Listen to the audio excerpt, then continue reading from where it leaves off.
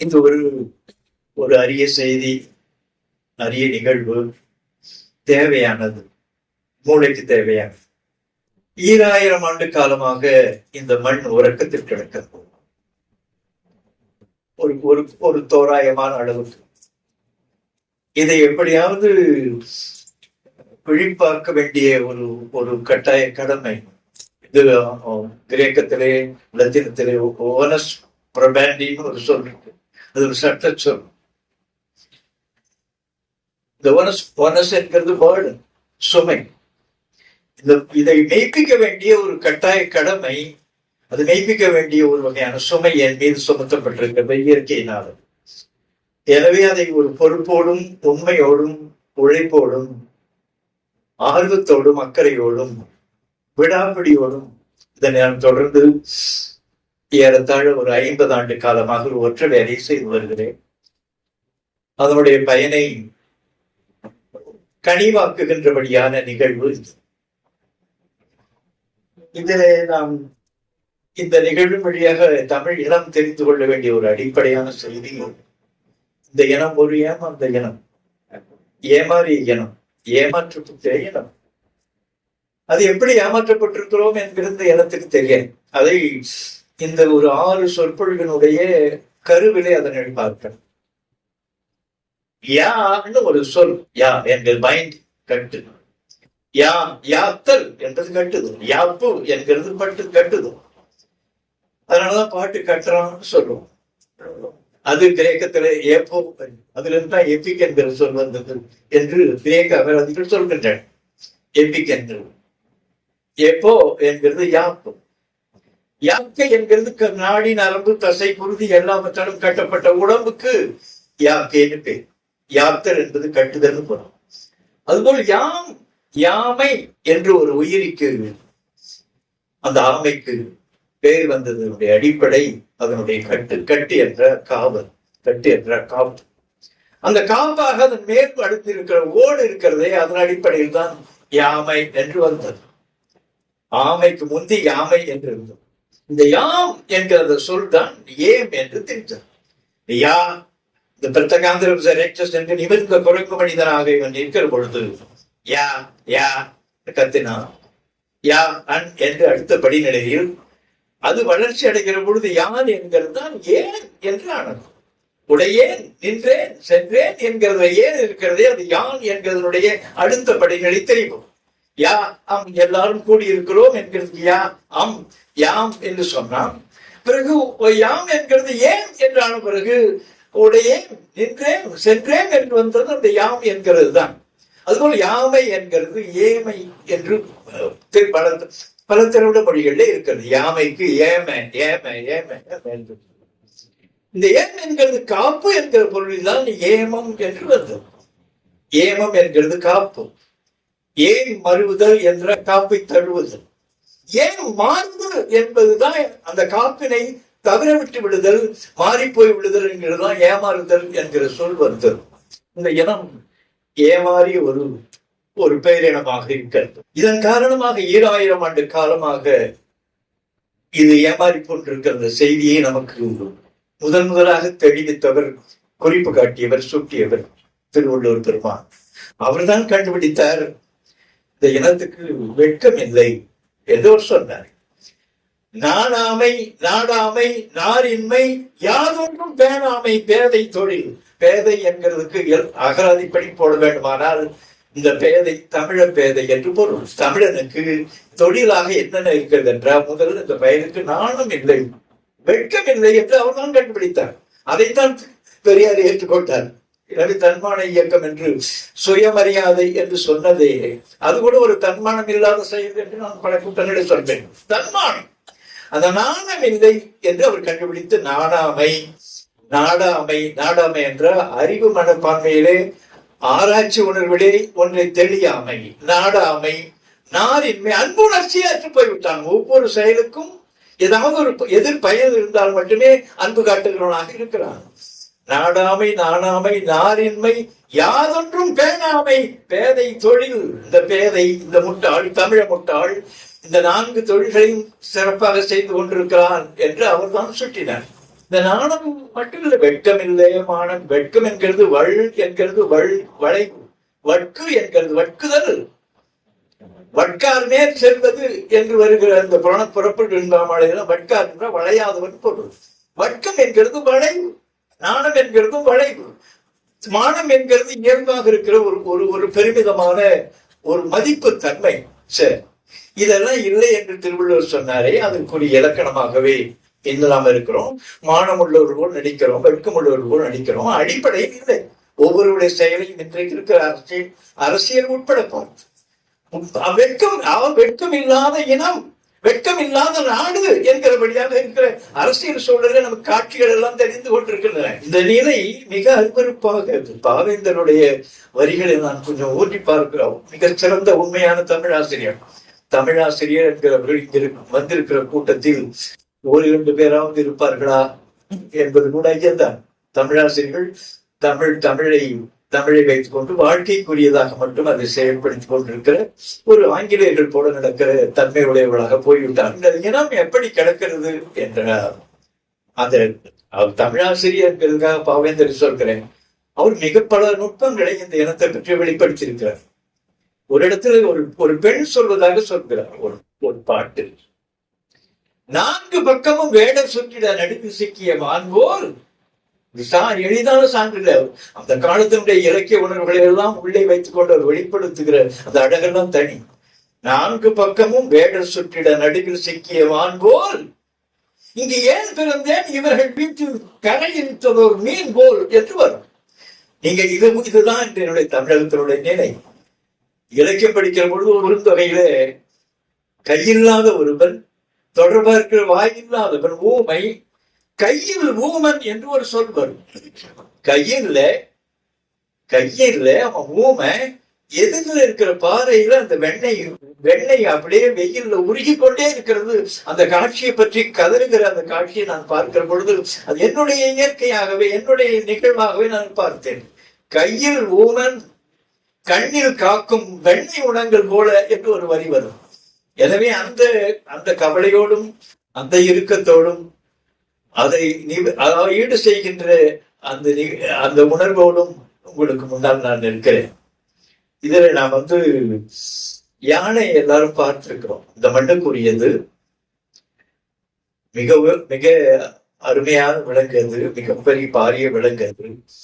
அந்த யானை கழகைகளுக்கு ஒவ்வொன்றாக படித்து ஒட்டுமொத்தமாக எவ்வளவு யானைகள் இருக்கின்றன அந்த குறிப்புகள் என்று பார்த்து எனக்கு வியப்பார்த்து 500 இடங்கள்ல அந்த சங்க இலக்கியங்கள் அது மேல் 500 இடங்களில் யானை என்கிற சொல் அது தொடர்பாக இருக்கிறது. அதற்குரிய பெயர்கள் எல்லாம் மிகவே உரியது. அதையெல்லாம் சொல்கிறதுக்கான நேரம் இல்லை. இது திராவிட மொழிகள் என்கிறது ஒரு 17, 18, 16 இப்படி சொல்லப்படுகின்றன. 1951 கணக்குப்படி, குடிமதிப்பு கணக்குப்படி 101 திராவிட மொழிகள் இருந்தன என்று வரையறுத்திருக்கிறார்கள். யானைக்கு இருக்கிற பெயர்கள், அதனுடைய அது தொடர்பாக இருக்கிறது கைமலை, குஞ்சரம், பூட்கை, புழைக்கை, தும்பி, இப்படியெல்லாம் இந்த யானைக்கு பெயர்கள் உண்டு. இது குஞ்சரம் என்று சொல்லப்பட்டது. குஞ்சரம் என்கிறது யானையினுடைய கன்று. குஞ்சு என்றால் சின்னதுன்னு பொருள். அது குஞ்சு என்கிறது. ஒன்றுக்கு இருக்கிற குழந்தைக்கு இருக்கிறது குஞ்சின்னு சொல்றோம், அது சின்னதுன்ற பொருள் தான் வந்தது. குஞ்சரம் என்கிறது குழந்தை பெயர் கொலை என்கிறார் தொல்காப்பியர். நீங்க ஒன்று சொன்னா உங்களுக்கு இடையில உங்கள் மனத்தை தூண்டுவதற்காக நான் சில பற்றி சொல்கிறேன். இந்த குஞ்சு என்கிற சொல் தான் கொஞ்சுன்னு ஆடும். அவன் கொஞ்சி கொண்டு கிடக்கிறான் அவளிடம் என்று சொன்னா, கொஞ்சுதல் என்கிறதுக்கு என்ன பொருள் என்ற அதனுடைய மென்மை, அதனுடைய சிற்றளவு. அந்த கொஞ்சு என்கிறது கொஞ்சம் உங்களுக்கு புரிந்து விடும், சின்னது பொருள். இந்த கொஞ்சம் என்கிறதும் போய் லத்தீனத்திலும் கிரேக்கத்தையும் என்னென்னமெல்லாம் தெரிந்து விட்டு இந்தியில சமஸ்கிருதத்தில் வரும்பொழுதெல்லாம் குச்சுன்னு வரும். இந்தியில குச்சு மாலும் குச்சு, அதெல்லாம் அந்த கொஞ்சம் என்கிற சொல். இதிலே சிலவற்றை நான் வெளிப்படையாக என்னுடைய குடும்பம் போல, என்னுடைய தாய் நிலை போல, என்னுடைய உடன்பிறப்பு போல் இருக்கிற பெண்களும் இருக்கிறதுனால சிலவற்றை நான் எதனை சொல்வதாக நினைக்க வேண்டாம். எல்லாமே சொல்லப்பட வேண்டியதுதான். இது சமஸ்கிருதத்துல அசங்கியன்னு ஒரு சொல். சங்கம் என்ற கூடுற இடம். அசங்கிய என்ற சங்கத்திலே சொல்லக்கூடாத சொற்கள். அசங்கிய இன்னைக்கு அசிங்கம்ன்றமே, அந்த அசங்கிய என்கிறது சங்கத்தில் இது அவைகள் கிளம்பி மறைத்தனர் கிளத்தல். அவையிலே சொல்லக்கூடாத சொற்களை மறைத்து சொல்ல வேண்டும் என்கிறது. இப்ப எனக்கு எந்த வகையான, எனக்கு 76 முடித்து 77 தொடங்க போகிறது. எந்த வகையான மறைப்பையும் இந்த இனத்துக்கு முன்னால் நம்ம இனி வைக்கக்கூடாது, எல்லாவற்றையுமே பேசிவிட வேண்டும் என்று நான் துணிவாக முடிவெடுத்து விட்டேன். இது என்ன சொன்னா அசபியம்னு சொல்லுவாங்க சமஸ்கிருதம். நீங்க 100 சொற்களும் அதனுடைய கீழ் இருக்கிற அமைப்பை நீங்க எண்ணிக்கொள்ளுங்கள். அவ்வுதல் என்பது கூடுதல், அவ்வா என்ற பற்று கூடுகை, அவை என்கிறது கூடியிருக்கிற கூட்டம் அசம்பிளி, அவை என்கிறது சபை என்றாகும். கவையாகி கொம்பாகி காட்டகத்தை நிற்கும் அவையல்ல நல்ல மரங்கள் அவையாகும். அவையல்ல நல்ல மரங்கள் சபை நடுவே சபை என்கிறது செப்ப தமிழ் சொல். அவை என்கிறது சபையின் ஆகும். அரண் என்கிறது சரண் ஆகும். அமையம் என்கிறது சமயம் ஆகும். அந்த அவை சபையினானதும் ருஷ்யாவை போய் அங்க ருஷ்ய மொழியில பார்க்க சபை இருக்குது. சபை என்கிறது அசம்பிளி. சோவியத் என்கிறது சொல்வதே அந்த அவையினுடைய தெரிவு. சபை என்கிறது என்ன? சவ்ய சபைய சவ்ய அசவ்ய சபையில சொல்லக்கூடாது சொற்கள். நீ சமஸ்கிருதம் எப்படி உருவாக்கப்பட்டது என்கிறது ஒன்றா நீ கருத்து கொண்டே வர வேண்டும். அதற்காக இந்த பேச்சு கடையில பல வகையான சொற்களை நான் சொல்லுவேன். இதுக்கு யானைக்கு பல வகையான பெயர்கள் இருக்கின்றன, அதெல்லாம் சொல்லுகிறதுக்கு நேரம் இல்லை. இதனுடைய கருநிற தோற்றம் தான், கருப்பு என்கிற தோற்றம் தான் கரின்னு ஒரு சொல்லை உருவாக்கணும். சமஸ்கிருதத்தில் ஏராளமான பதிவுகள் இருக்கின்றன. கருப்பு, கயமை கருப்பு மனம், கயமை என்று ஒரு அதிகாரம் போட்டிருக்கிறார் திருவள்ளுவர். பொருட்பாலனுடைய இறுதியில கயமைன்னு ஒரு அதிகாரம் எடுத்து பார்த்தால் அது நான் யாரை சொல்லுகிறேன், இந்த கயமை என்கிற சொல்லை யாருக்காக குறிக்கிறேன் என்கிறது ஒவ்வொன்றா சொல்றேன். தேவர் அணைஞர் கயவர் அவன்தான் பூசுறன்னு அந்த காலத்துல சொன்னான். நாங்க நிலத்தினுடைய தேவர்கள் சொன்னான். அதைதான் அவன் அப்படி சொல்லுவான் என்று ஒன்றாய் நான் சொல்வது ஆரியனை சொல்கிற செய்திகள் இது என்று கயமை அதிகாரம் முழுமைக்கும் அவன் சொல்கிறான். அவன் சிவப்பா வந்தான், வெள்ளையா வந்தான். அவனை சொல்ற பொழுது அவனுடைய உள்ளம் கருப்பு என்கிறதுனால் கயமை என்கிற சொல்லை ஆட்சிவர் திருக்குறளை பார்த்தால் முழுக்க அவன் பிராமணனை குறித்த செய்தி தான் அந்த முள்ளால் இருக்கும். அதுக்கு கயம் என்கிற அந்த சொல்லு, கருப்பு என்கிற அந்த சொல்லு, கய என்கிறத கஜ சொன்ன பிறகு நமக்கு தெரியாது. கரி என்கிறது ஏராளமான பதிவுகள்ல அவங்க அதை செய்திருக்கிறாங்க. இரும்பு, இரு என்ற கருமையான என்று பொருள். இரும்பு என்பது கரிய வாழை. இதனுடைய வடிவம் தான் ஈரான் என்று இருக்கிறதா நம்ம அயன்னு சொல்றோம். எனவே இன்னும் அந்த அது ஆங்கிலம் விட்டு விடவில்லை.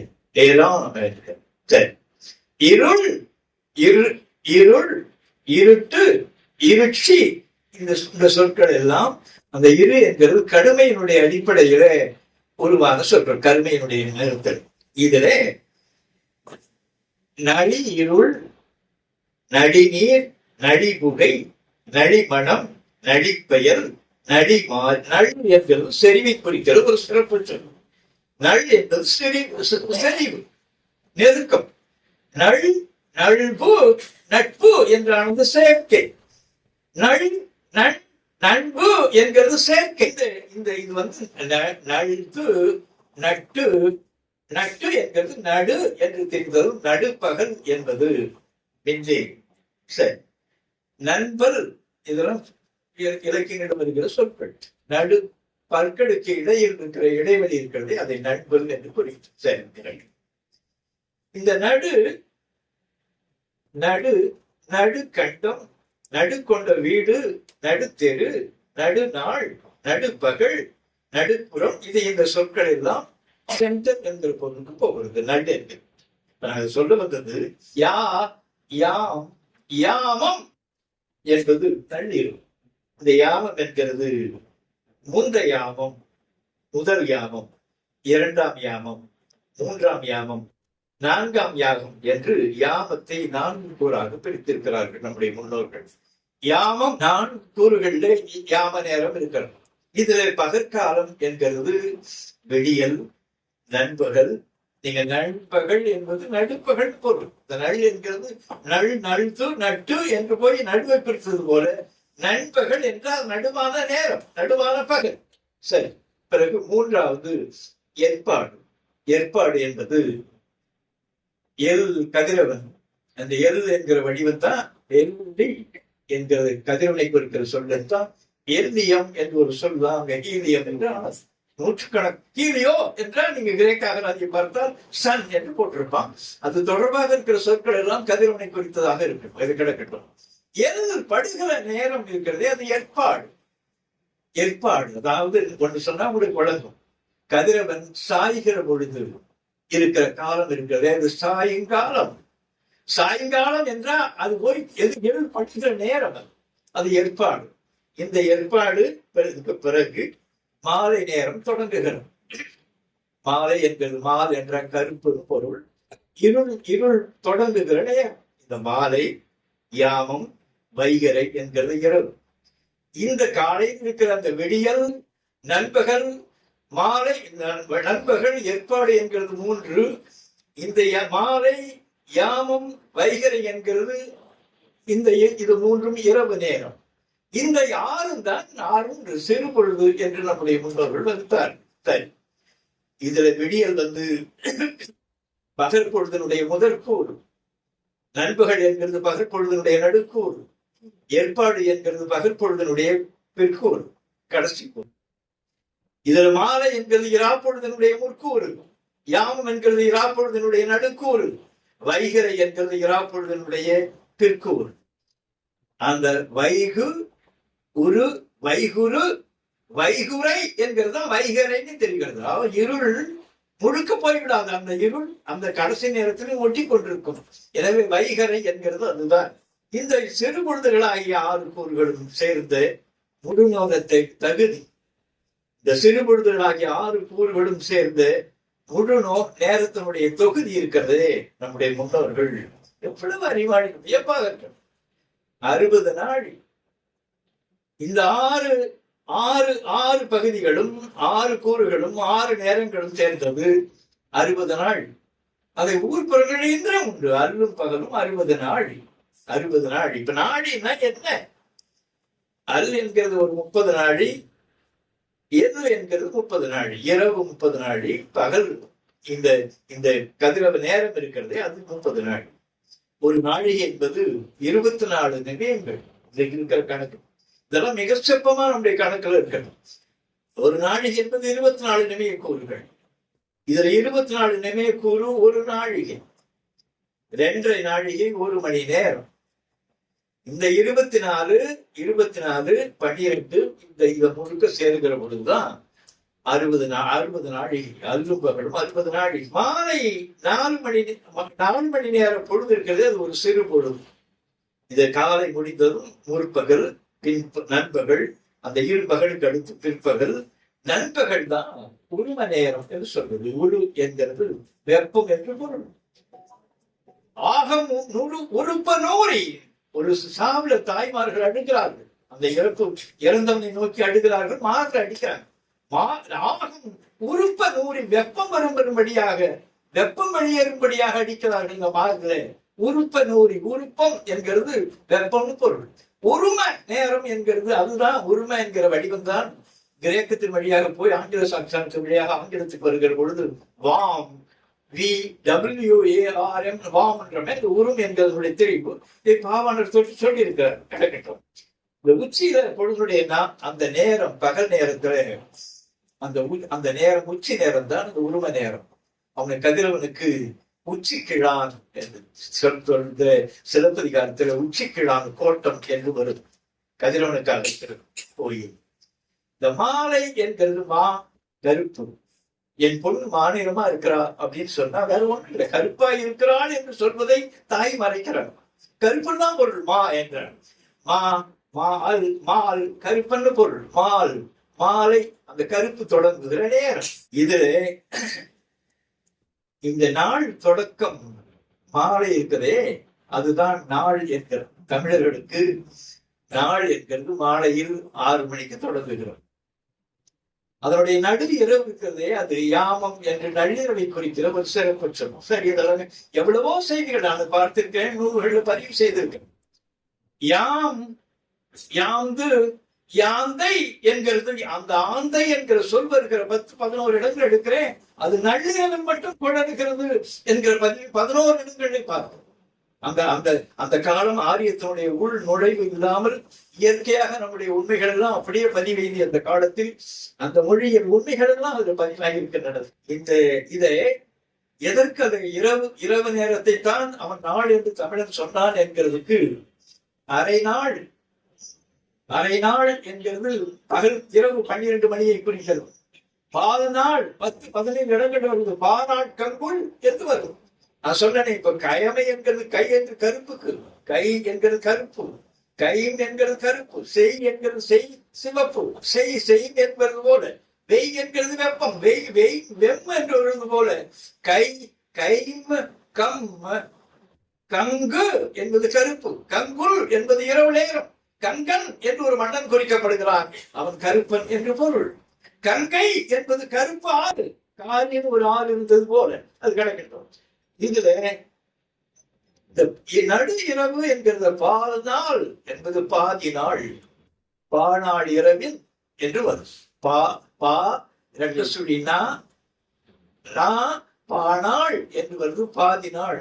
நள்ளிரவு நேரம் இருக்கிறது, அதுதான் நாளினுடைய நடுப்பகுதி.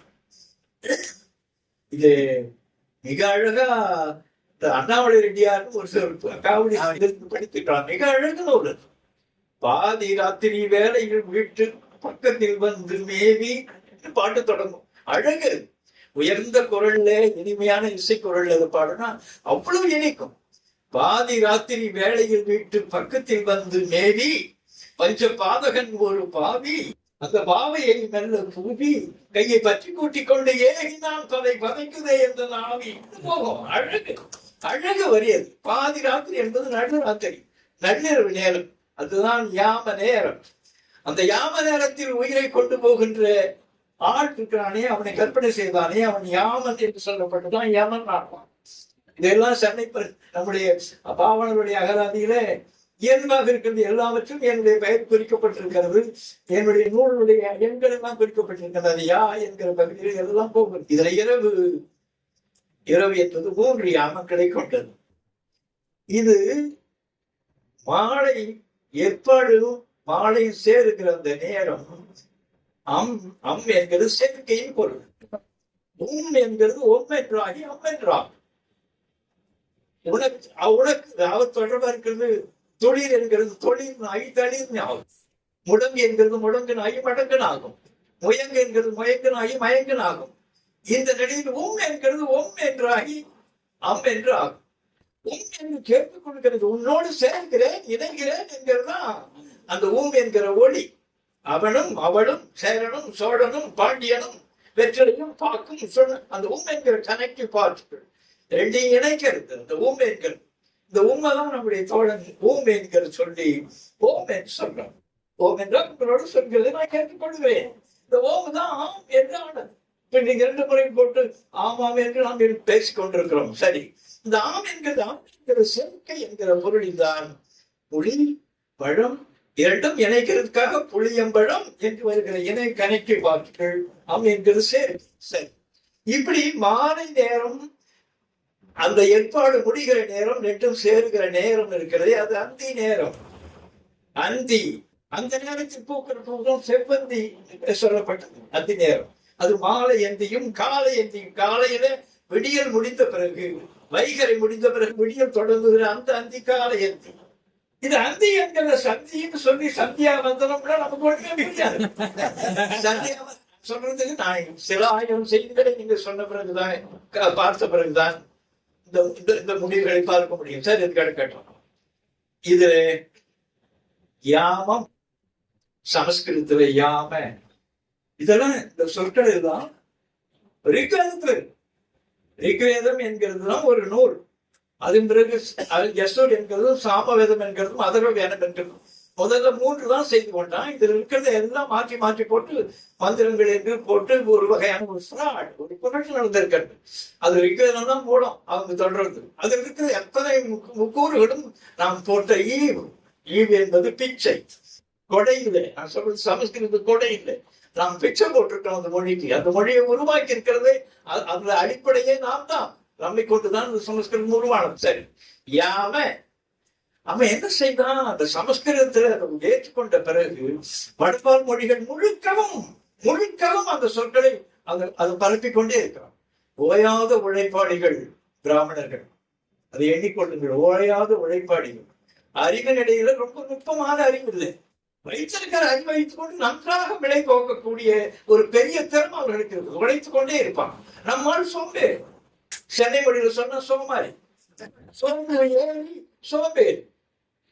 நம்ம சோமாரிகளுக்கு அதெல்லாம் இல்லை. சும்மா ஏதாவது முடிச்ச வாழைப்பழம் இருக்குதான்னு ஒரு போய் கேட்டானா ஒரு கடையில. அது இருக்குது, அதை போய் எடுத்து நீயா சாப்பிடு. அதாவது அந்த புருஷ பழத்தை எடுத்து கொடுக்கறது கூட முடியாதபடியான ஆள்கள். யாமம் என்கிறது ஒரு 60-70 மொழிகள்ல வடபால் மொழிகள் இருக்கிறது. யா கருமை, யா இந்த முதல்ல ஈயாகு என்று இருக்கிறதா யா என்று நின்றது. பிறகு யா ஈரு என்பது கருப்பு. இரு கரிய இருமறுப்பு எருமை. ஈன்றனை காரான் இருமலர் குவளை உங்கள் இருமலர் குவளை. இங்க இருமலர் என்கிறது கருப்பு மலர். இருமறுப்பு எருமைன்னா கரிய மறுப்பிலே உடையதாகிய எருமைன்னு பொருள். இருட்டு இருண்மா என்கிறது யானைக்குரிய பெயர். இருந்து என்கிறது கரி, இருந்தல் என்கிறது கரி, இரும்பு என்கிறது கருப்பொன், இருமை என்கிறது கருமை. இந்த இருள் என்கிறது இருமை என்கிற வடிவம் தான் எருமைன்னு ஆனது.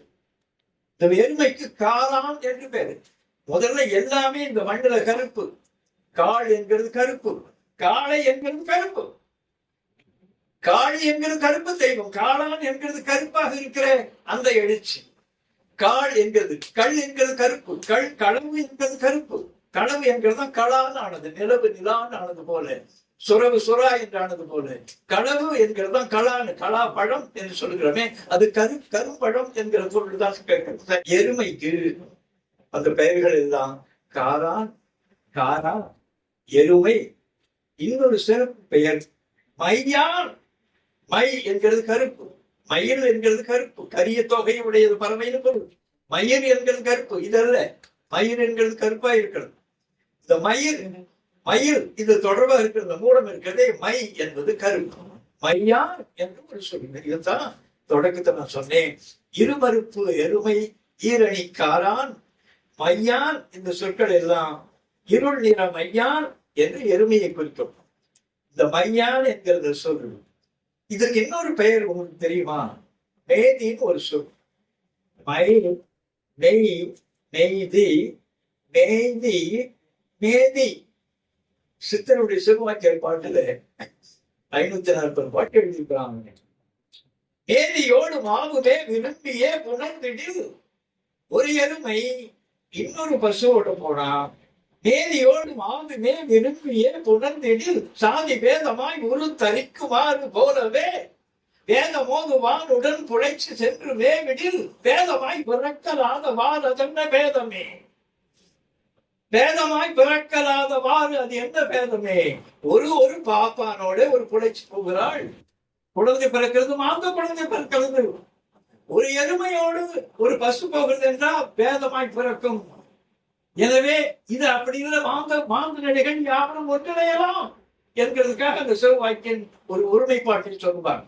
இந்த மேதி என்கிற வடிவம் கருமை கருத்தின் அடிப்படையில் வந்தது. இந்த மையான் என்கிறது தான் சொல்ல முடியாம அவனுடைய மொழியில மையா என்கிறது மகிஷன்னா எருமை.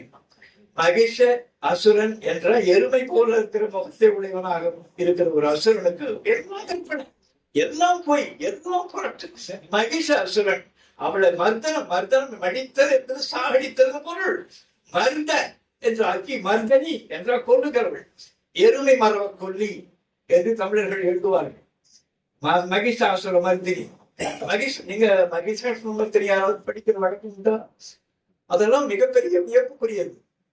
ஐகிரி நந்தினி நந்தித மேதினி விக்ஷு வினோதினி நந்தந்தே பகவதி ஹேசி கண்ட குடும்பினி பூரி குடும்பினி பூரி குருதே தேஜே மகிஷாசுர மர்தினி ரம்யக மர்தினி சைலுசுதே.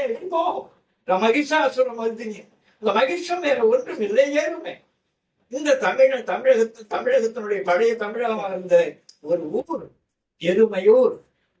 எருமையூர் என்று ஒரு ஊர், அது இன்றைக்கு இருக்கிற மைசூர். எருமையூர் என்கிறது நாகரி நரவின் எருமையூரன். ஒரு போர்ல 7 பேரை தோற்கடிக்கிறான் ஒரு பாண்டியன். அந்த 7 பேர்ல ஒரு ஆள் நாகரி நரவின் எருமையூரன். எருமை என்கிறது இழிவானது இல்லை. எருமை என்கிற பெயரோடவே தமிழ் அரசன் இருக்கிறார்கள். அதெல்லாம் ஒன்றும் தப்பா எடுத்துக்கொள்ளவில்லை. எருமை என்கிறது இந்த இழிவாக இருக்கிற அந்த பொருளை இல்லை. எருமை என்கிறது மதிப்புடையது. ஆக்ஸ் என்கிறது ஆக்ஸ்போர்ட், எருதந்துறை என்று பெயர் வைத்திருக்கான இழிவா. கண்டி கதிர்காம். கண்டி என்கிறது என்ன தெரியுமா? கள் என்கிறது கருப்புன்னு சொன்னனே. கள், கண், கண்டு, கண்டு, கண்டி என்ற எருமை குறிக்கிற சிறப்பு சொல். இருள் நிற எருமையுள்ள ஆணினை கண்டி என்றதும் என்று தொல்காப்பியத்தினுடைய மரபியல் தொல்காப்பியம் சொல்வோம். இருள் நிற பன்றியை ஏனம் என்றதும் எருமையுள்ள ஆணினை கண்டி என்றதும். கண்டி கதிர்காமம் நமக்கு தெரியாது, எருமைக்காக வைக்கப்பட்ட ஊர். இப்பொழுது தமிழ்நாட்டிலும் கண்டி என்று ஒரு ஊர் இருந்தது. இந்த 40-70 அது பதிவுகள்ல கண்டி தான் இருக்கிறது. ஆங்கிலேயருக்கு வாயில் நுழைவுள்ள கிண்டின்னு எழுதிக்காங்க. அதுக்கு அந்த கண்டினே இருந்தது. சரி, அது கிடக்கட்டும். இந்த நிலைகள் இந்த வகை போலவே யாமம் கருப்பு நேரம் என்று சொன்னதே சாம புரியுது. சாம நேரம் என்ற நிறைய இடத்துல சமஸ்கிருதத்துல வேதத்துல எல்லா இடத்துலயும் இருந்தது சாமம் என்கிறது.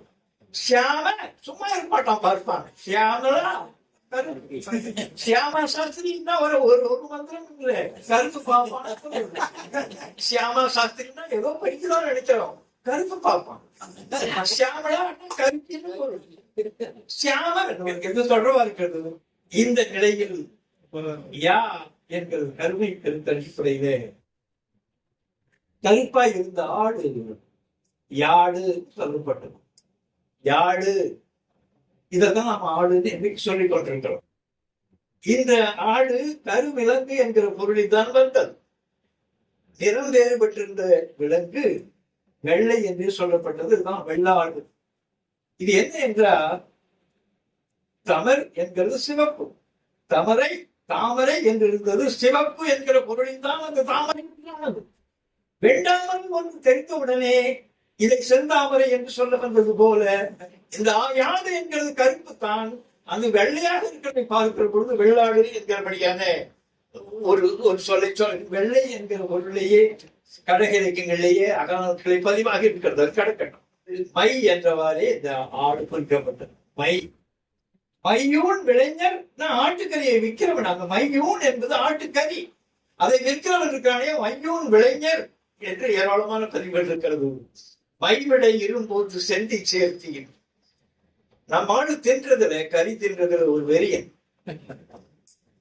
வேற ஒன்று இல்லை, தின்ன மாதிரி வகை தின்றவன். கறியில வகவைய பாப்பானுக்கு மேல தின்னவன். ஆனா பாப்பான் தின்னதுன்றது ரொம்ப மிக கொடுமையானது.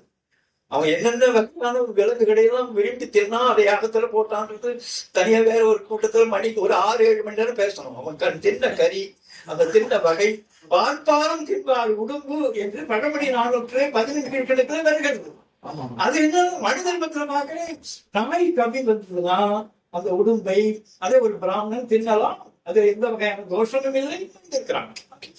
வகை அவன் தின்னது என்கிறது கறி தின்றதுக்கு இருக்கிற பிறப்புகள் இருக்கிறது. அவனெல்லாம் வியப்படைகிறபடி வெட்கப்படுகிறபடி அவ்வளவு விரும்பி அந்த கறியை சாப்பிட்டு இன்றைக்கு நம்முடைய முன்னோர்கள் பற்றிருந்த அந்த உயிர் கொல்லாமை பற்றிய கருத்துக்களை எல்லாம் அவர்கள் ஏற்றுக்கொண்டு நடித்துக் கொண்டிருக்கிறார்கள்.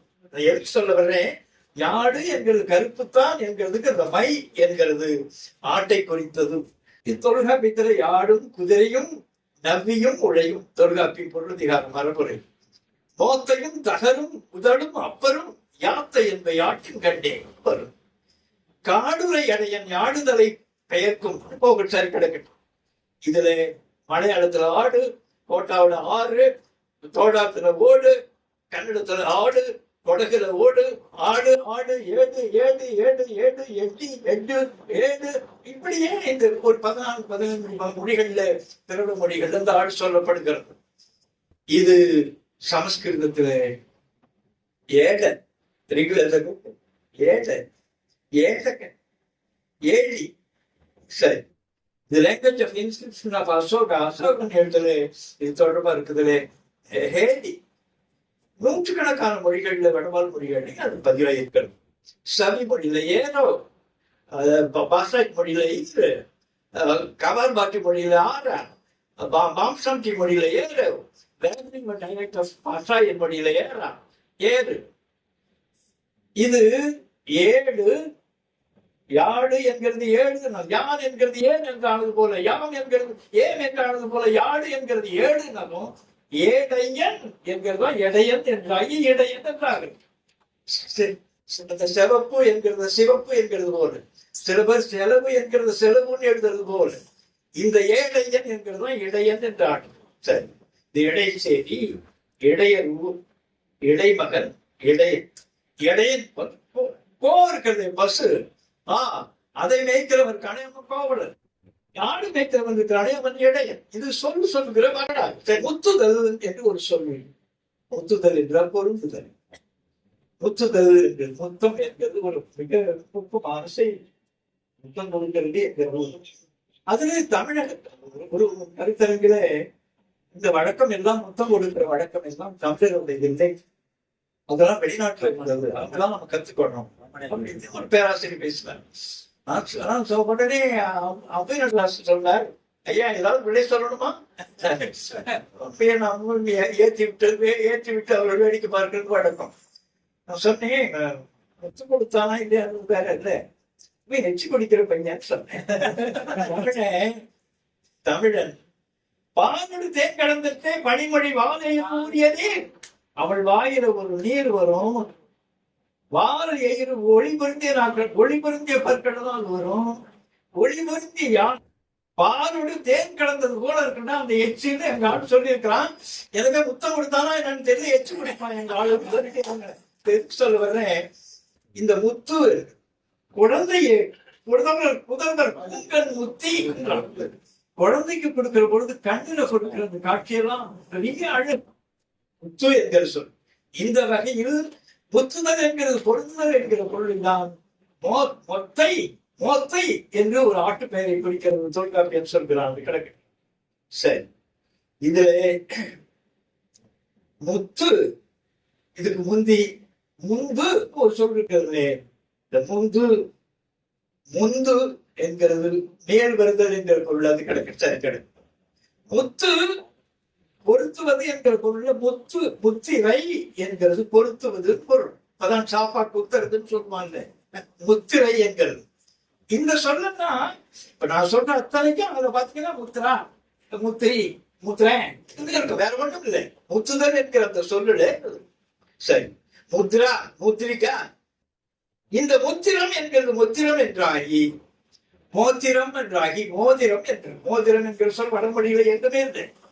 ஆப்தனுடைய அகராதி 48 ஆண்டுகளா சமஸ்கிருத சொற்களை எல்லாம் போட்டிருக்கிற மோனிய சமஸ்கிருத அகராதி எல்லாவற்றையும் தெளித்த மோதிரம் சொல்லுங்க. இந்த முத்திரம் என்கிறது என்ன என்றால், முத்திரம் பதிக்கப்பட்ட மோதிரம் இருக்குது, இதுக்கு முத்திரை. அதனால்தான் மோத்திரம் என்கிறது மோதிரம்னு வரும். இதனால்தான் முத்திரை மோதிரம் என்கிற ஒரு வழக்கு இருக்கிறது என்று பாபான்னு சொல்லுவார். கிடைக்கட்டும். இதுல இந்த ஒரு திருமண வீடுகளில் மோதிரம் எடுக்கிறது ஒரு வழக்கு இருக்கிறது.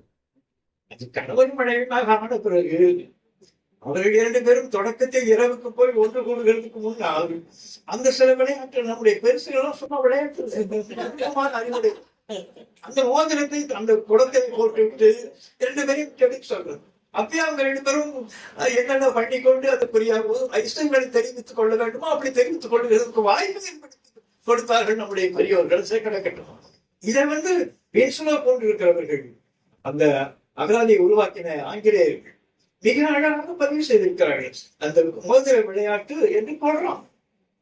இங்க இருக்கிற அமெரிக்கன் மிஷன்ல இருந்த அந்த வின்ஸ்லோ ஒரு 150-200 ஆண்டுகளுக்கு முந்தி அந்த அகராதியை உருவாக்குற பொழுது மோதிர விளையாட்டுன்றது என்ன என்றால், an item in the marriage festivities in which the bride and bridegroom pick out a ring, drop it into a pot, drop it into a water pot என்று பொருள் போடுறான். சரி, இது தொய் தொய் தொய் தை, தொய் தொய் தை, முழங்கு முழங்கு மடங்கு, முயங்கு முயங்கு மயங்கு, இந்த வகையில் தொய் தொய் தை. தை என்பது பொருத்துதல் பொருள், தைத்தல் என்பது பொருத்துதல் பொருள். தைகு தகு என்கிறது பொருந்தின் பொருள், தகு என்கிறது தக்கு தாக்கு என்று சொன்னா போதுன்னு பொருள். இந்த தாக்கு என்கிறது அட்டாக்கில் இருக்கிற இந்த டேக்குக்கு, அந்த அட்டாக் என்று வருகிற அந்த தாக்குதல் பொருள் தான் எழுதி கொண்டு ஆரிஜின் டூபியஸ், ஆரிஜின் ஆப்ஸ்கியூர், ஒரே தெரியல அனைஞர்கள் வெடிக்கிறார்கள் கிடக்கட்டும். இந்த தகு என்கிற சொல்றதும் தகர் ஒரு சொல்றது. இந்த தகர் என்கிறது அந்த ஆடு வகையில ஒரு வகையான ஆடு, மோதுவதற்காக சண்டை செய்வதில் மிக வல்ல ஆடு. அதனுடைய மோதுதலை எதிரில் இருக்கிற இன்னொரு தகர் தாங்க முடியாது, அப்படி மோது. அதையெல்லாம் தமிழர்கள் கண்டு அது அந்த நாமன் கிளேச்சர், அது தொடர்பாக இருக்கிற ஜுவாலஜிக்கல் நாமன் கிளேச்சர் என்று அந்த பெயர்களை பார்த்தா இந்த உலகத்திலேயே இங்குதான் இருக்குது, நீலகிரி தான் இருக்குது, நீலகிரி தகர் எழுதிருக்காங்க. போட்டு தகர் ஒரு ஆட்டை குறிக்கிறாங்க. அது வரையாடு, மலையாடு என்கிறது, வரையாடு என்கிறதுதான் வருடை என்று ஆனது. சரி, அது கிடைக்கட்டும். இந்த மலையாடு திருவள்ளுவர் எவ்வளவு பெரிய ஆடு. சில சமயத்தில் ஊக்கமுடையவன் அமைதியாக ஆகிவிடுவான், சில சூழலில் அமைதியாக இருக்கிறான் என்று எண்ணுகிறார்கள். ஊக்கமுடையவன் ஒடுக்கம், சில சமயத்தில் ஆற்றலுடையவன் ஒடுங்கி இருப்பான், ஒடுங்கிக் கொள்வான். ஊக்கமுடையவன் ஒடுக்கம், பொறு தகை, பொறு என்கிற சொல்லிட்டான், போர் நாடு ஒன்றோடு ஒன்று மோதுவது.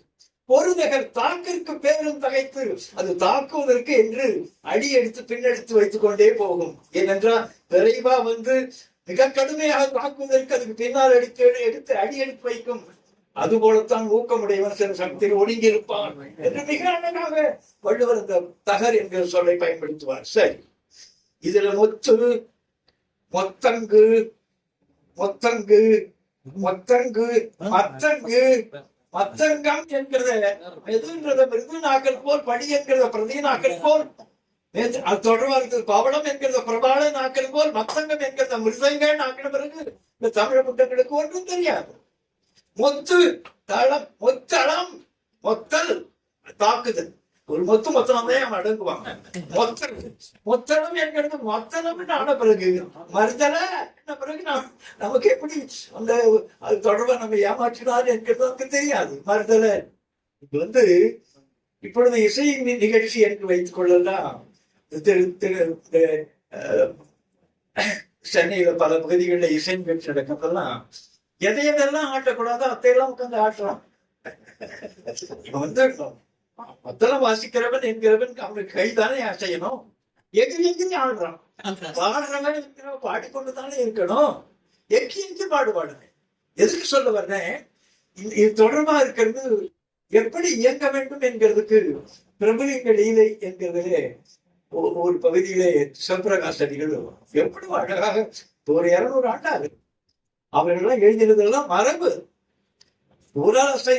உரலசைந்திடாதடிக்கு உரியில் நெய் எடுத்த என்றோம், உரலை ஒண்ணு மேல ஒண்ணு வைத்து அது அசைந்திடாது அடுக்கி உரியில் நெய் எடுத்த என்றோம், குரலசைந்து ஊதும் ஓர் வேய் குழல் மாதர் மாளிகை. அதுபோல் இருக்கிற குரல் அவள் அந்த இசைக்கிறார்களே, அந்த கோவிந்தன் குரல் கொண்டு ஊதுகிறானே, அது போன்ற அந்த குரலை உடைய அந்த பெண்கள் மாதர் மாளிகை. அல்லவன் என்கிறவன் அந்த நிகழ்ச்சியில மத்தளம் அடிக்கிறான். எப்படி அடித்தான்? சிறன சிந்து ஆடானிருக்கும் சிறகன் போல்.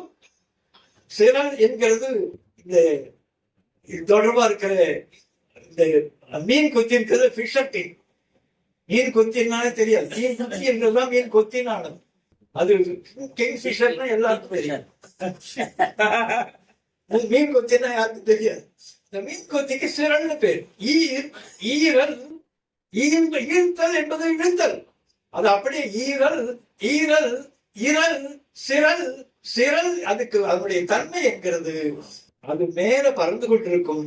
பறந்து கொண்டு அது குறி அது தொடர்பாக இருக்கிற உணவை பார்த்து விட்டது என்றால் அது 60 அடி 70 அடி உயரத்தில் இருந்து கொண்டு கீழே இருக்கிற அந்த ஊனை அது தொடர்பாக பிடிக்கிற அந்த மீனை மேலிருந்து கொண்டு பார்த்து அது என்ன செய்யும் எல்லாம் தமிழர்கள் மிக கவனித்திருக்கிறார்கள்.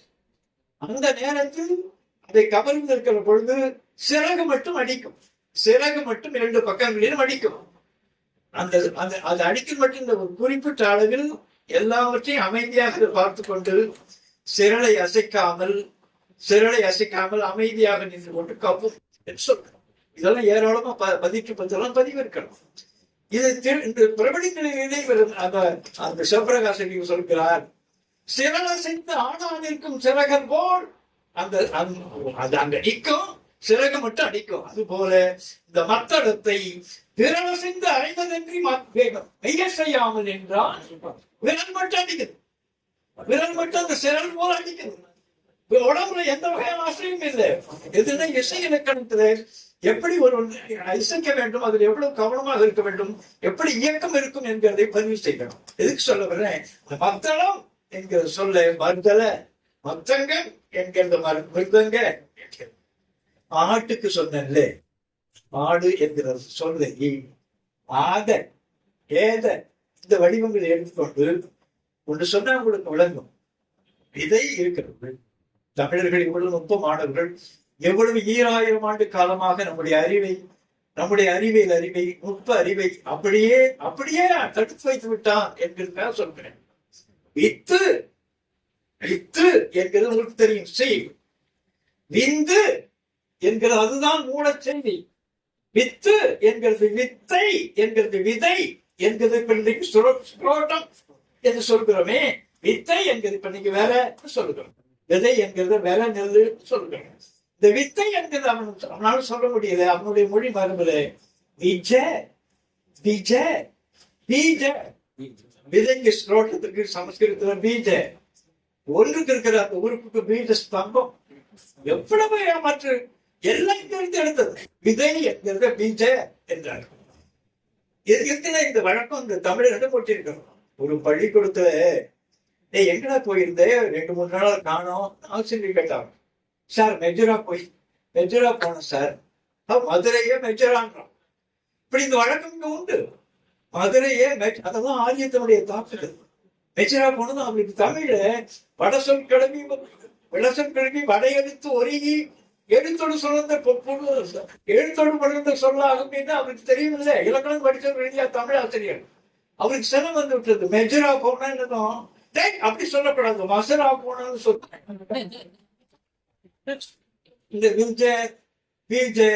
பீஜ ஸ்தம்பம் இதெல்லாம் உருவாக்கும். இது போல ஆடு என்கிறது 10-15 இடங்கள்ல ரிக்வேதத்துல பாக்குறேன். ஆது அந்த வடிவம் அஜமுகி ஒரு ஒரு ஒரு ஒரு ஒரு புராண ஒரு பெண்ணுக்கு உருவாக்குறான் அஜமுகி. சூரபத்மனுடைய தங்கை இது கந்த புராணத்துல வருது. அஜமுகி என்ற name of the sister of Surapadma, a goat face. அது ஆட்டு தலையுடையவளா இருக்கிறதுனால அஜமுகி. முகம் என்கிறது முகி, முடி போச்சு. ஆடு என்கிறது அஜமுகி. அஜமதி செவ்வாய். சரி, அது தொடர்பா இருக்கிறது ரிலேட்டிவ் டு அஸ்ட்ராலஜி நம்ம எடுத்துக்கொண்டு போறோம். அஜவாகன அது மேல ஏறி கொண்டு போகுது. வாக்கு என்கிறது கிரேக்கத்துல ஒரு மூலம் இருக்கிறது. வேக என்கிறது கேரி தூக்கி கொண்டு போகிறது. வேக என்கிறது தூக்கி கொண்டு போகிறது. அதனாலதான் வேகன் வெஹிக்கிள் என்று வருகிறதெல்லாம் வேக சொன்ன கேரின்னு போகுது, தூக்கிட்டு போகுது. அப்ப தெரியுதா உங்களுக்கு விவாகம்னா என்னன்னு? விவாகம்னா நல்லா தூக்கிட்டு போயிடுறது. நல்லா தூக்கிட்டு போயிடுறது இந்த பிள்ளை. எந்த சின்ன குழந்தையாக இருப்பாங்க தூக்கிட்டு ஓடுறது. விவாக என்று சொன்னா நன்றாக தூக்கி ஓடுதல். சரி, இந்த இந்த இந்த வாசனை அது தொடர்பா ஆட்டு மேல வேற ஒரு உட்கார வைக்கலாம். சார், இது எவ்வளவு அருவருப்பானவர்கள் என்கிறதுக்கு ஒரு செய்தி. இது கள், இரண்டும் தலையும் இந்த உடலும் சேருகிற அந்த இடம் இருக்குதே, இது கடம்னு பேர் தமிழ். கள், கண், கண்டம், கண்டம், நீலகண்டன் என்று சொல்றது. கண்டம் என்கிறது கழுத்து. கள என்கிற அந்த வடிவத்தை எடுத்துக்கொண்டு அஜகணஸ்தன ஒரு சொல்றான். ஆட்டுக்கு கழுத்தின் பகுதியில தொங்குகிற 2 வகையான மணி, ஆட்டினுடைய தொடர்பாக இருக்கிற மணி போல தொங்குறது. 40 ஆண்டுகளுக்கு முந்தைய 80-81 அளவுல திருநெல்வேலியிலே ஒரு நிகழ்ச்சி, அது திருவள்ளுவருடைய சிலை திறப்பு விழா. ஐயா என்னை அழைச்சிட்டு போயிருக்கிறார் பெருஞ்சித்திரனார். அந்த நிகழ்ச்சிக்கு போகும்போது சிவசங்கன் ஒரு குரல், அவர் வீட்டுல ஏராளமான, அவர் திருவள்ளுவர் விழாவாக இருந்தாலும் கூட ரொம்ப பகுத்தறிவாளர். வகை வகையான கறிகள் எல்லாவற்றையும் நாங்கள் மேய்ந்தோம். எல்லாருக்கும் வயிற்று ஒரு சிக்கல். எனவே நான் நீர் தேடிக்கொண்டு பல இடங்களுக்கு ஓட வேண்டியிருந்தோம். ஓடினா ஒரு பகுதியில ஆடு மேய்த்து கொண்டு ஒரு பெரியவர், ஒரு 70-85 ஒரு பெரியவர் வந்தார். அவர் ஆடு ஒரு 40-50 ஆடுகள் இருந்தன. அந்த ஆட்டினுடைய கழுத்தில் இருக்கிறத பார்த்து இன்னைக்கு எந்த பெயர் கேட்டேன், நீங்க எந்த வேலை செய்யறீங்கன்னு கேட்டேன். நான் ஒரு வழக்கறிஞரா இருக்கிறேன் சொன்னேன். நான் சொல்றது, இன்றைக்கு 45 ஆண்டுகளுக்கு முந்தி நான் ஒரு அடிப்படையில ஒரு வழக்கறிஞர் பேசுகிறேன்.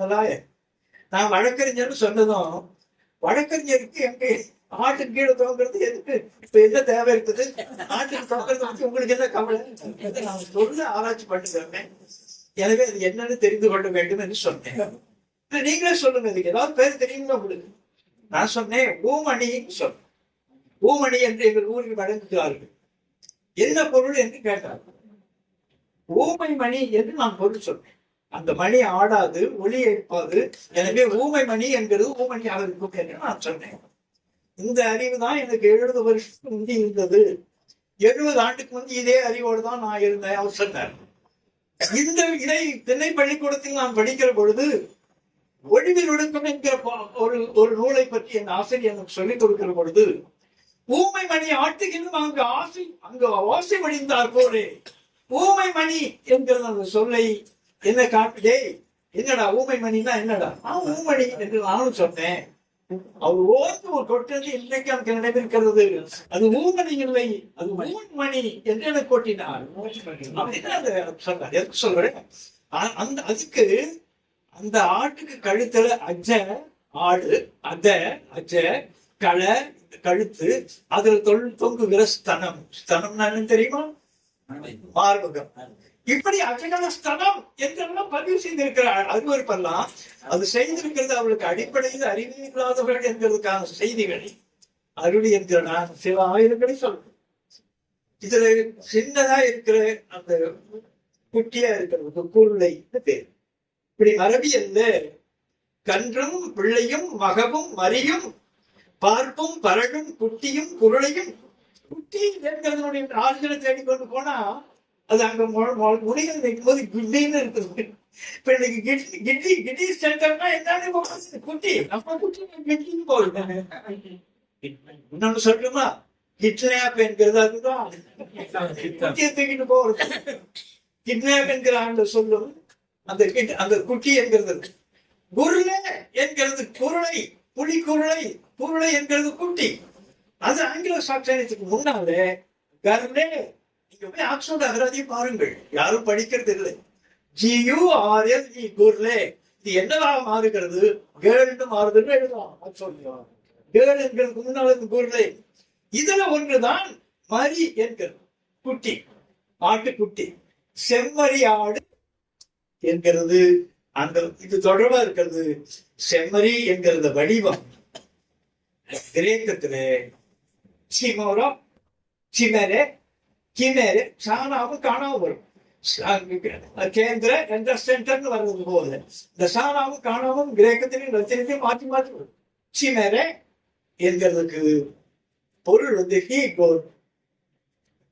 சிமரே என்கிறது ஷீ கோட் போடுறான். அந்த ஆங்கிலோ லத்தீன்ல சிமரே, ஸ்பானிஷ்ல சமரே, இட்டாலியில சமரே தொடர்பா இருக்கிற. இங்கிலீஷ்ல வரும்போது சிமேர், த லூஸ் கவுன். என்று அந்த ஆட்டினுடைய தோளால் ஆகிய இருக்கிற உடம்புக்கு வந்த உடைக்கு அதை அந்த பாதிரி எல்லாம் ஆட்டிக்கொண்டிருந்த அந்த காட்சியெல்லாம் பல பதிவுகள் இருக்கிறது. நேரம் இதெல்லாம் சொல்றேன். இந்த செம்மணி என்கிற அந்த செம்மறி என்கிறது செம்மணி நாயி கெம்மணி நாயி கெம்மணி நான் பிறகு ஒண்ணும் புரியல. கம்பளி என்று வருகிறதே, இந்த கம்பளி என்கிறது செம்மறி என்கிறதோட தெரியும். செம்மறி செம்மணி கெம்மணி கெம்மணி கம்பளி என்று கம்பளி. இப்ப கம்பளி பூச்சின்னா அதுக்கு இருக்கிற முடி, அதனால கம்பளி பூச்சி என்கிறது கேட்டருக்காக சொல்கிறேன். அதெல்லாம் வருகிறது. அதுக்கான நேரம் ஒதுக்கிறது. கம்பளி பூச்சிக்கு மயில் புழு என்று ஒரு பழைய பெயர் இருக்கிறதை அந்த ஈச்சுட நிச்சயம் என்கிற நூல்ல இருக்கிறது. சரி, கிடக்கட்டும். இதுல இந்த கம்பளை என்கிற வடிவத்தை வேதத்துல இருக்கு. ஏராளமான சமஸ்கிருத பதிவு வெள்ள தேடிருக்காங்க. கம்பளை இது பாலியில, பிராகிருதத்துல, சீனா மொழியில, காஷ்மீரியில, சிந்தியில, இந்தியில, அவத்தி மொழியில, போஜ்புரியில, மைத்திரியில தொடர்பா இருக்கிற பல்வேறு வகையான டைலக்ட்ஸ்ல, நடைமொழிகள்ல, அசாமியத்துல, ஒரியாத்துல கம்பளை நம்ம செம்மறி போய் அது மாட்டிக்கொண்டு முடிக்கிறது. அதையெல்லாம் அவர் சொல்லி, அதாவது அந்த பழுப்பாடு, துருவை ஆடு மயிர்களை பயன்படுத்துகிற பொழுது அது செய்கிற உடை இருக்கிறதே கம்பளை என்று பெயர். என்கிற சுட்டொழி. இதுல அண்மை பொருள் குறித்து அது தமிழன் சொன்னார். அண்மையில் உள்ள ஒரு இடப்பொருள் குறித்தும் அது வளர்ந்தது. இக்கலம், இக்கரை, இந்நாடு, இவ்வுலகம்,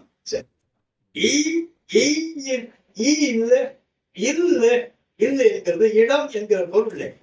இது 7ஆம் வேற்றுமை உருவாக வருவதும், இது 5ஆம் வேற்றுமை உருவாக வருவதும், என்றாகிறதும், இதெல்லாம் இடம் என்கிற இடப்பொருள் குறிக்கிற ஒரு உருவாக இருக்கிறது. நில் என்ற அந்த இடத்தில் பொருந்தி இரு பொருள். நிலை பொருள். அந்த அதோட அம்மியோடு சேர்த்தால் அந்த இடத்தை குறிக்கிறது பெரிய இடம் என்றாகும். நிலை நிலையம், ஸ்டேஷன். விளக்கு என்கிறது ஒரு விளக்கு. விளக்கம் என்று சொன்னா அது கலங்கரை விளக்கம், லைட்டா சூப்பரிச்சோம். சரி, இது கிடக்கட்டும். நீள்தல், நீற்றல், நிலையிலே இருத்தல். நீற்றல், நிற்று, நிற்றம், நித்தம், நிலை. நித்தன், நிலையானவன். அந்த ஞான சம்பந்தராகவும் எல்லாரும் பாடுவதில் நித்தன், நித்தா போற்றி, நித்தா நித்தா நித்தான், அழியாதவன், எப்பொழுதும் இருக்கிறவன் என்கிற பொருள். நித்தம் என்கிறது நிச்சம். வைத்துக்கொள் என்கிறத வச்சுக்கோ என்கிறது போல, அத்தன் என்கிறதை மலையாளி அச்சன் என்று சொல்வது போல, அந்த தகர சகர திருப்பத நித்தம் என்கிறது நீச்சம். நீச்சம் என்கிறது நிலை. நீங்க திருவள்ளுவரை நினைத்தா அதை கும்பிட்டு கொண்டே இருக்கணும். அவர் பிறந்த திசையை, அவர் பிறந்த நாட்டை என்று கருதுகிறபடி ஏராளமான பதிவு அடிச்சிருக்கிறார். அதுல பொச்சாப்பு கொள்ளும் புகழை அறிவினை நீச்ச நிரப்பு கொன்றாங்க. பொச்சாப்பு என்பது மறதி என்கிறது கூடாதுரா. பொய்ச்சு பொத்தல். பொச்சு என்கிறது பெண்குறியை குறிக்கும். பொச்சாப்பு என்பது துணை விழுதல். அதுல பொச்சாப்பு என்கிறது மறதிக்கான சிறப்பு சொல். பொச்சாவாமை என்கிறது மறவாமையின் பொருள். பொச்சு என்கிறது பொத்தல். இந்த பொச்சு என்கிற அந்த வடிவம், அதாவது பொச்சாப்பு இருக்கிறது மறதி. அது உனக்கு புகழ் ஒன்று இருக்குமானால் அது கொன்று போட்டுவிடும். பொச்சாப்பு கொள்ளும் மறதி மட்டும் இருக்கக்கூடாது உனக்கு அப்படின்னு ஒரு அறிவுரை சொல்றார். பொச்சாப்பு கொள்ளும் புகழை அறிவினை நிச்ச நிரப்பு கொன்றாங்க. எப்பொழுதுமே நிலையான வறுமை இருக்குமானால் எங்க அறிவு வேணும் என்று கேட்டு கேட்கிறார். நிச்ச நிரப்பு என்ற நிலையான வறுமை ஒருவனுக்கு இருக்கிற பொழுது அறிவு எழாதங்கே அறிவினை நிச்ச நிரப்பு கொன்றாங்க. நிச்சம், நிச்சம் என்கிறது நிலையின் பொருள், உண்மையின் பொருள். நிச்சம் என்கிறது நிச்சம். நித்திய என்கிறது நித்திய என்கிற வடிவத்தில் நித்தம் என்கிறது நித்திய என்று ஆக்கலாம். நிச்சம் என்கிறது நிச்சய என்று ஆக்கலாம். நிச்சம் என்கிறது இன்னும் நாம ஊர்ல அடிப்படையில் நிசமா சொல்றேன். நிசம் அவன் நீச்ச மாத்திரம். எனவே நான் இங்கு சொல்வது இந்த சொன்னாவுடன் நிறுத்து, நிற்று, நிறு என்றார். எடையிடுன்னு பொருள் வருகிறதே, அந்த நிலையினை நிறுத்துன்னு பொருள். நிறை என்று சொன்னார் நிறுத்துன்னு பொருள். நிறுத்துன்னு பொருள். நீங்க நிறுத்து என்கிறத நான் ரிக்வேதத்தை பார்க்கிறேன். நிறுத்து, ஸ்டாப், ஹிண்டர். இது தொடர்பாக மறுப்பு சொற்களாக போட்டுக்கொண்டார். நிறுத்து. அடுத்த பதிவு பார்க்கிறேன். நிரோத்து. சனியை பார்க்கிறேன். ஒரு வடநாட்டு முண்டம் நிரோத்குமார் பேர் வைத்திருக்காங்க. பார்த்தா நிரோத் போட்டு அந்த குழந்தை பிறந்தனால நிரோத்குமார். எந்த வெட்கமும் இல்லை. எல்லா பிள்ளைகளும் வெட்கம் இல்லாம ஏறாம இருக்கிறான் தமிழனை விட. அதுபோல் லூப் என்கிறது தெரியும். லூபியான்னு ஒரு பெயரை பார்த்தேன். அது என்ன செய்தி என்றார். லூப்பு போட்டு குழந்தை எந்த வகை வெட்கமும் கிடையாது. சரி, நீரு நிறை என்று ஒரு சொல் இருக்கிறோம். நிறை பெண்ணை போட்டு அடக்கி வைத்துக் கொண்டிருக்கிறீர்களே முண்டங்களே, சிறை காக்கும் காப்பு எவன் செய்யும்? மகளிர் நிறை காக்கும் காப்பே தலை. அவனே நினைச்சு அவனே தன்னை கட்டுப்படுத்திக் கொண்டு தடுத்து கொண்டால்தான் அப்படித்தான் இருப்பான். நிறை காக்கும் காப்பே தலை. அதை இருக்க வேண்டியது அவனுடைய பொறுப்பு. நிறை என்பது நிறுத்திக் கொள்ளுதல். நிறுத்து என்கிறது நிறுத்தம். வண்டி வந்து நிக்கிற இடம் பொருள். நான் இதோடு நிறுத்திக் கொள்கிறேன். வணக்கம்.